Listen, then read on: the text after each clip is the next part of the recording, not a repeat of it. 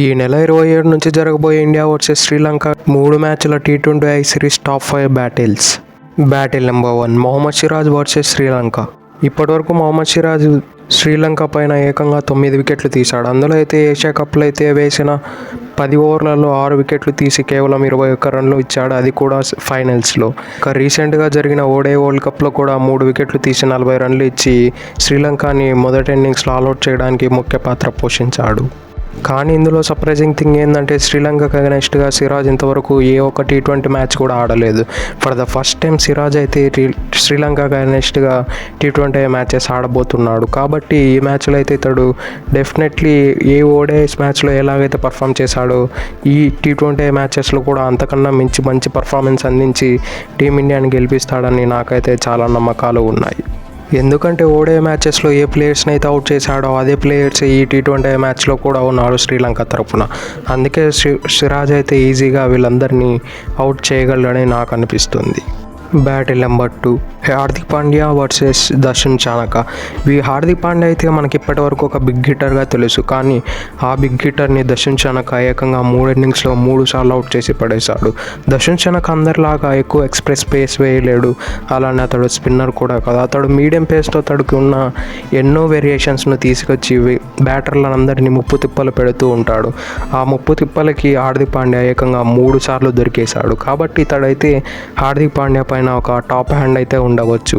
ఇక వీరిద్దరి మధ్యన స్టాట్స్ చూసుకుంటే ఇప్పటివరకు 3 ఇన్నింగ్స్లో తడబడగా 12 బాల్ ఫేస్ చేశాడు.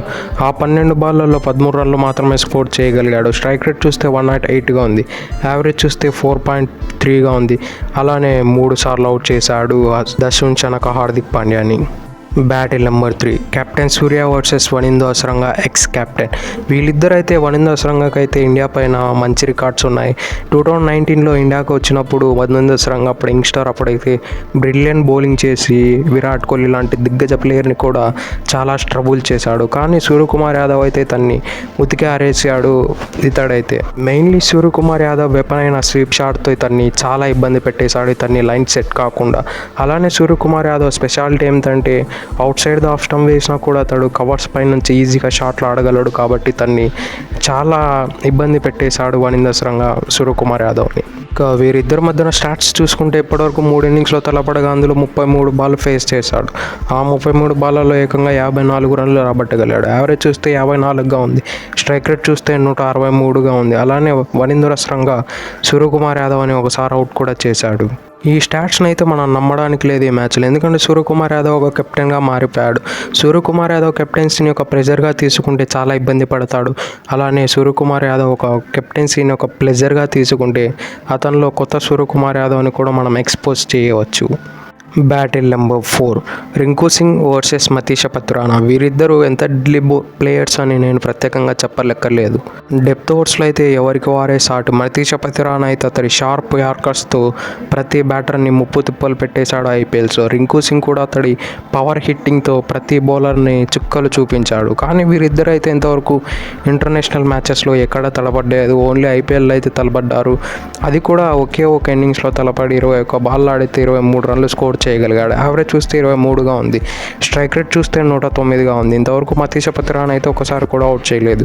దీన్ని బట్టి మనం అర్థం చేసుకోవాల్సింది ఏమిటంటే ఈ స్ట్రైక్ రేట్, ఈ స్టాట్స్ని బట్టి మతీష పత్రానా అయితే రింకు సింగ్ని చాలా వరకు సైలెంట్గా ఉంచగలుగుతున్నాడు. రింకు సింగ్ అయితే అసలు సైలెంట్గా ఉండే ప్లేయర్ అసలే కాదు. ఎంతో పెద్ద బౌలర్లని ఈజీగా 6లు కొట్టాడు. అతడు ప్రాక్టీస్ మ్యాచెస్లో అయితే మిచెల్ స్టార్క్ని ఈజీగా 6లు కొట్టిన వీడియోస్ సోషల్ మీడియాలో చాలా వైరల్ అయ్యాయి, మనం అందరూ చూసాం కూడా. కాబట్టి మతీష పత్రానా ఇతన్ని ఎలా హ్యాండిల్ చేస్తాడో చూడాలని నాకు చాలా ఎగ్జైటింగ్గా ఉంది. Battle number 5 Kusal Mendis versus Washington Sundar ఒకడైతే ఒక ఆఫ్ స్పిన్నర్, మరియు కుశాల్ మెండిస్ అయితే వికెట్ కీపర్లు అయితే స్పిన్నర్స్కు బాగా ఆడతారని చాలా వరకు మాటలు జరుగుతూ ఉంటాయి. కానీ ఇతడైతే వాషింగ్టన్ సుందర్కి అయితే చాలా తడబడ్డాడు చాలా ఏండ్లుగా. ఎనీవే ఇక వీళ్ళ స్టాట్స్ చూసుకుంటే ఇప్పటివరకు ఒకే ఒక ఇన్నింగ్స్లో ఆడారు. అందులో 11 బాల్ ఫేస్ చేశాడు, 15 రన్లు కొట్టగలడు. యావరేజ్ చూస్తే 15గా ఉంది, స్ట్రైక్ రేట్ చూస్తే 136గా ఉంది. అలానే వాషింగ్టన్ సుందర్ ఒకసారి అవుట్ కూడా చేశాడు. ఈ కుషాల్ మెండిస్ అయితే మోస్ట్ ఆఫ్ ద టైం శ్రీలంకకు టాప్ ఆర్డర్లో ఆడే ప్లేయర్ కాబట్టి తన్ని, అలానే మన వాషింగ్టన్ సుందర్ కూడా పవర్ ప్లే స్పెషలిస్ట్ కాబట్టి వీళ్ళిద్దరూ ఇనీషియల్లీ పవర్ ప్లేలోనే ఏమైనా తడబడచ్చని నాకు అనిపిస్తుంది. ఒకవేళ Kushal Mendis down the order వచ్చినా కూడా వాళ్ళ ఓపెనర్ అయిన అవిష్కా ఫెర్నాండో మీద కూడా వాషింగ్టన్ సుందర్కి ఒక బ్రిలియంట్ రికార్డు ఉంది. ఇతడు కూడా ఆడిన 3 మ్యాచ్లలో 3 సార్లు అవుట్ చేసి పడేశాడు Washington Sundar Avishka Fernando. That's it for today. ఇలాంటి మరెన్నో వీడియోల కోసం మన ఛానల్ సబ్స్క్రైబ్ చేసి డైలీ ఫాలో కండి. Thank you.